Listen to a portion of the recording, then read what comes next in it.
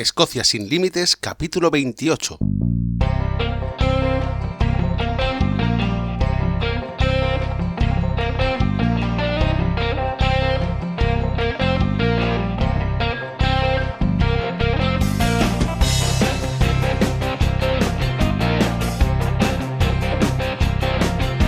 Hola, bienvenidos un día más a Escocia sin límites, el podcast para los amantes de Escocia, donde hablamos sobre historia, lugares de interés, rutas y muchísimas cosas más.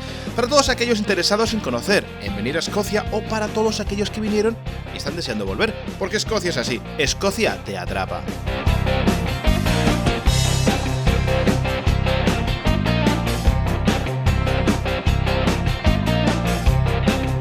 Hoy es viernes 6 de marzo del 2020 y yo soy Daniel Camarero y vengo a aportar mi opinión en este interesantísimo capítulo donde vamos a tratar el Brexit y su impacto en Escocia.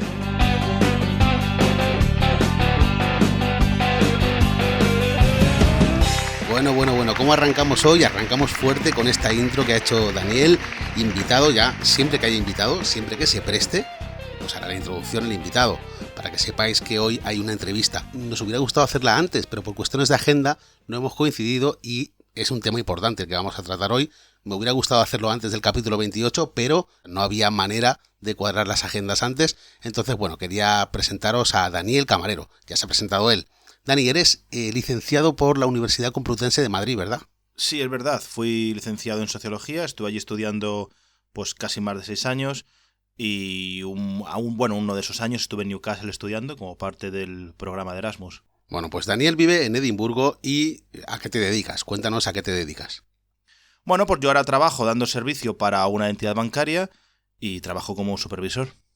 Bueno, Daniel, perdona que sea tan directo, pero quiero empezar ya la entrevista directamente al grano preguntándote cómo se ha llegado a esta situación, cómo hemos llegado a la situación de Brexit. Pues me alegra mucho que me hagas esa pregunta y es interesante ver la historia y ver cómo han ocurrido las cosas hasta hoy en día.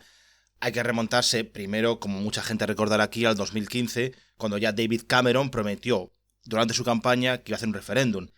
Pero David Cameron propone el Brexit sin ser partidario del Brexit. Bueno, es verdad que dentro del Partido Conservador había muchas opiniones y David Cameron era uno de ellos que, a diferencia hoy en día de Boris Johnson, no estaba de acuerdo con el Brexit. Sin embargo... Espera. ¿Y si no está de acuerdo con el Brexit, por qué propone una votación para sacar el Brexit? Bueno, ahí es donde quería llegar yo, porque él sí que vio necesario introducir ese concepto de democracia de si la gente quiere votar algo, bueno, pues que voten. Y aunque el resultado no sea el que más te convenga a ti, tendrás que aceptarlo. Por eso decidió hacer el referéndum y finalmente pues lo puso en marcha también. Claro, él lo propone sin creer que quizá vaya a salir, porque mucha gente piensa que Cameron propone el Brexit pensando que va a salir que no, a la salida de la Unión Europea. Claro, pero es que tienes que entender precisamente que lo que diferencia al Reino Unido como democracia de otros países o otras entidades nacionales es que aquí la democracia se lleva hasta los límites. Es decir, esa idea de vamos a votar siempre y cuando yo tenga bien claro el resultado y el resultado me convenga y entonces vamos a hacerlo, no se lleva en el Reino Unido. El Reino Unido son más de vamos a votar, yo entiendo que la votación me puede perjudicar, pero como demócrata mi primera obligación es llevar las votaciones hasta el final. Y eso puede significar, por supuesto, un resultado tan desastroso desde mi punto de vista como ha sido el Brexit. ¿Desde qué prisma crees tú que es desastroso el Brexit? Desastroso en términos económicos. Yo lo que he notado en estos años es que desde el 2011 al 2019 en Reino Unido el paro bajó del 8% al 3,7%. Esto, para que la gente tenga una idea de lo que significa, podemos compararlo con España. España, el 2013 tenía un paro, si recuerdo bien, del 26,3%. En el 2019 hemos cerrado con un paro del 14,2%. En los buenos años de España, cuando nos remontamos al año 2002-2003, España no bajó su tasa de paro del 8%, y el Reino Unido lo tiene al 3,7%. No, claro, pero a pesar de todo esto hay gente, sobre todo en Inglaterra, más que en Escocia, que decide votar Brexit porque piensa que de esta manera va a estar mejor, o piensa que de esta manera el Reino Unido va a estar mucho mejor que perteneciendo a la Unión Europea. A ver, pues sí es verdad que hay cosas que se ha dicho a la gente para que votasen a favor del Brexit que, bueno, podrían ser más o menos testadas y podrían tener una base racional, es decir, no andarían tampoco muy desatinados. Leyendo el otro día los textos de Rousseau me di cuenta de que, bueno, sinceramente, aquí cuando estamos diciendo que la gente es mala o buena por haber votado al Brexit, tampoco es blanco o negro, ¿vale? Si miras, por ejemplo, lo que decía Rousseau en el contrato social, decía que una persona Quiere decir, un individuo aislado en sí no es vicioso, no es ni malo ni bueno, simplemente es amoral. En cambio, solo en sociedad, diría Rousseau, se desarrolla su vida intelectual y moral. ¿Esto qué se traduciría hoy en día? Bueno, que los británicos decidieron en su momento que salir de la Unión Europea era algo pésimo. Sin embargo, hoy, después de una campaña muy grande pro-Brexit, han decidido votar a favor del Brexit. Y ya vuelvo a decir, 1975 ya hubo un referéndum, es que la gente esto no se acuerda, y salió que no.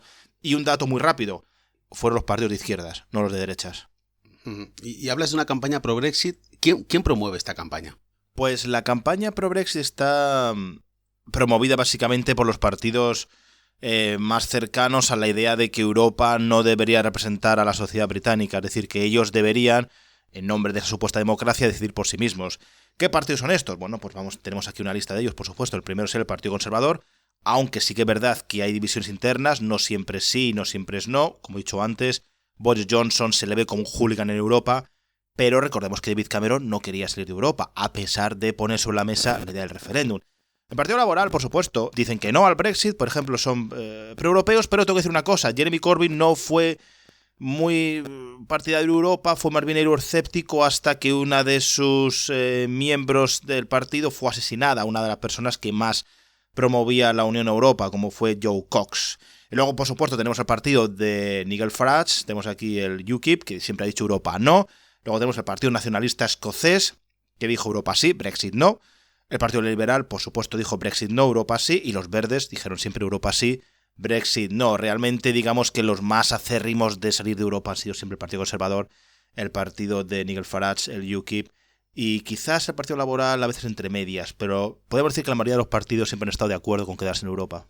Hablas del Partido Nacionalista Escocés, que bueno, siempre ha querido la independencia de Escocia, de Inglaterra, es decir, siempre ha querido diferenciarse como nación del resto de los países del Reino Unido, pero es que además ahora, con la salida del Reino Unido de Europa, pues aún hace más fuerza para otro referéndum de independencia que sí que permita a Escocia estar en Europa. Claro, es que, vamos a ver, hay que tener en cuenta lo que quiere al final el partido. El partido, en un principio, por supuesto, como su propio nombre indica, lo que quieren es la independencia del Reino Unido. Ahora, una vez que el Reino Unido ha decidido irse de Europa, claro, lógicamente salir del Reino Unido podría significar entrar en Europa. Por lo tanto, esa gente, o estos partidos, sí que están de acuerdo en sigamos en Europa, pero no sigamos en el Reino Unido. Podría ser compatible perfectamente.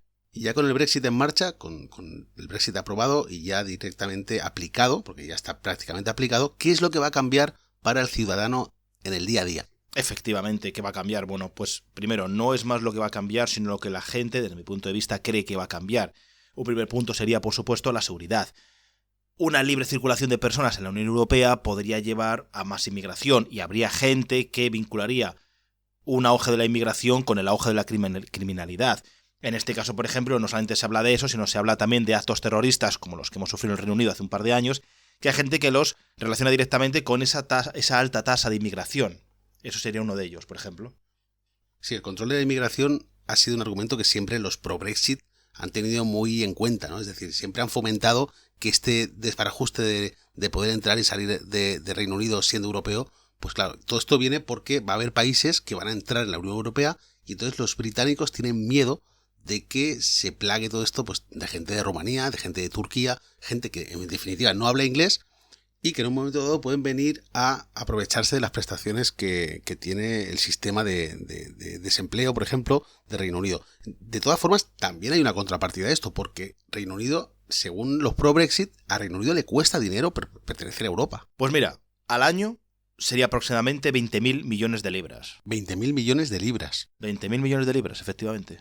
Pero es que aparte de eso, el abandono de la Unión Europea significaría que las empresas británicas, según vuelvo a decir, habría que demostrarlo la gente que está a favor, se volverían más competitivas y la economía crecería, porque además el Reino Unido tendría las manos libres para poder negociar tratados comerciales bilaterales con países como China o India.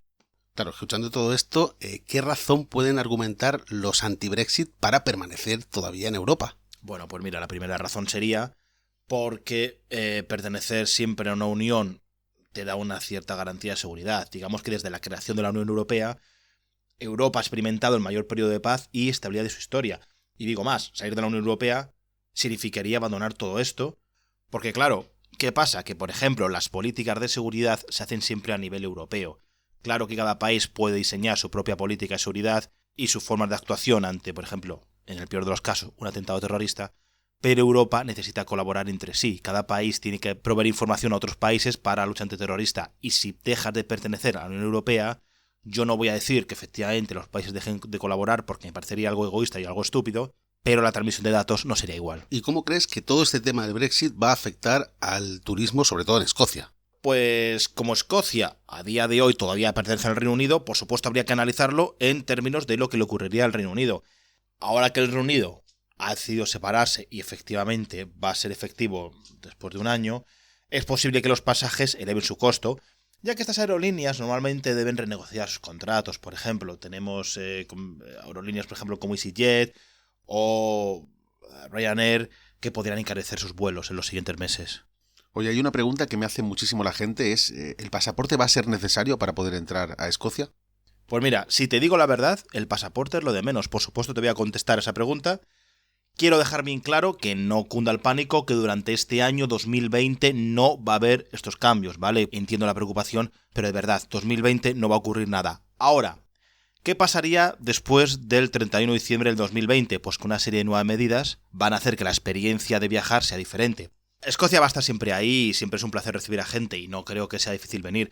Es más, para que la gente compare con ejemplos que ya se pueden ver a día de hoy, en el caso de Noruega, Islandia o Suiza, son países que no pertenecen, como no va a pertenecer el Reino Unido a la Unión Europea, y sin embargo tienen sus buenas tasas altas de turismo cada año. Son buenos sitios para ir a pasarlo bien en vacaciones y para visitar con tu familia o con tus amigos los paisajes, como los que tiene Escocia, por supuesto. No quiero con esto echar a la gente atrás.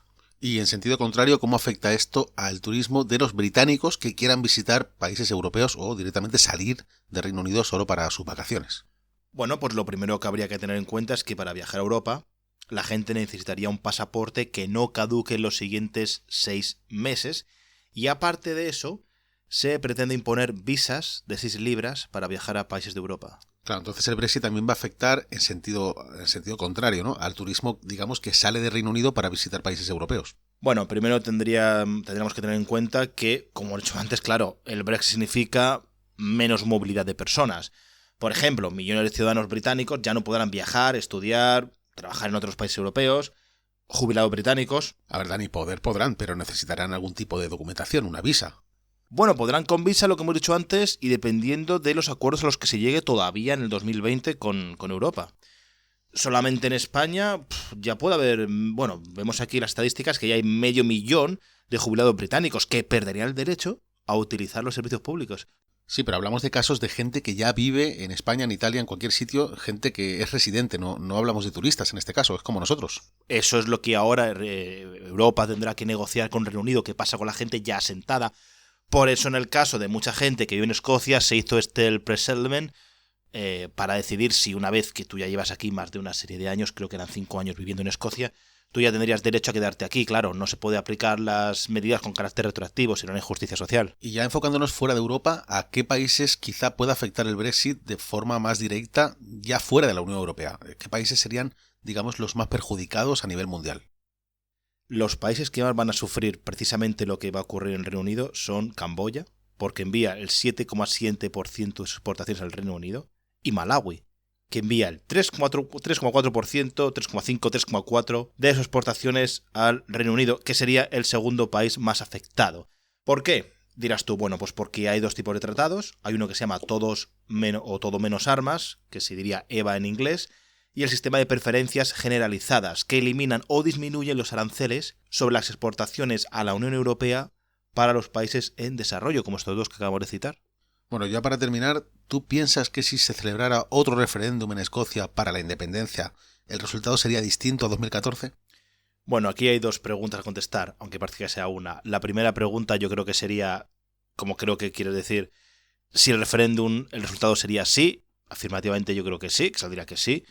Y claro, luego la segunda parte es cómo anexionarte a Europa. Eso ya es un proceso un poco más largo y necesita ser aceptado por el resto de los países miembros. Y por supuesto para ello hay un proceso. Pero contestando a la primera pregunta, entrando más en detalles, sí.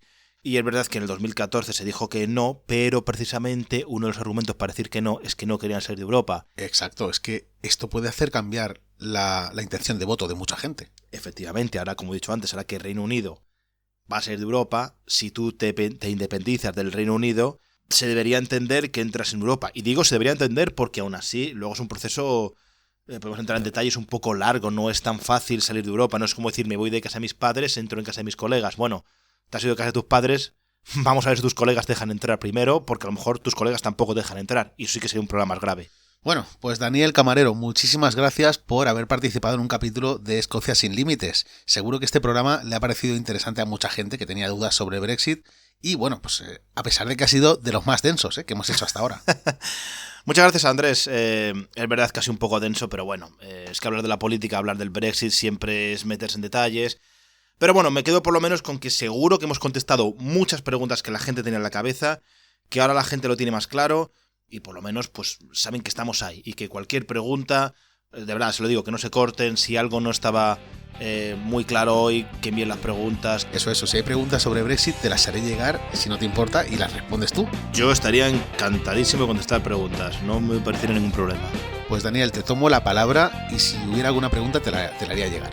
Vale, muchísimas gracias de nuevo por estar aquí hoy y bueno, vosotros ya sabéis que si necesitáis más información para visitar Escocia podéis encontrarla en www.mundoescocia.com. Si tenéis alguna pregunta sobre el capítulo de hoy o sobre Escocia en general, podéis hacerla en escociasinlimites@mundoescocia.com y el último viernes de cada mes sabéis que las respondemos todas las preguntas, porque esa pregunta que te surge a ti puede resolver la duda de otros. Además, si os gusta el programa sabéis que la suscripción es totalmente gratuita y podéis hacerlo desde cualquiera de las plataformas de podcasting desde la que me estéis escuchando. Muchísimas gracias a todos por seguir el programa y que tengáis un buen día y un buen fin de semana.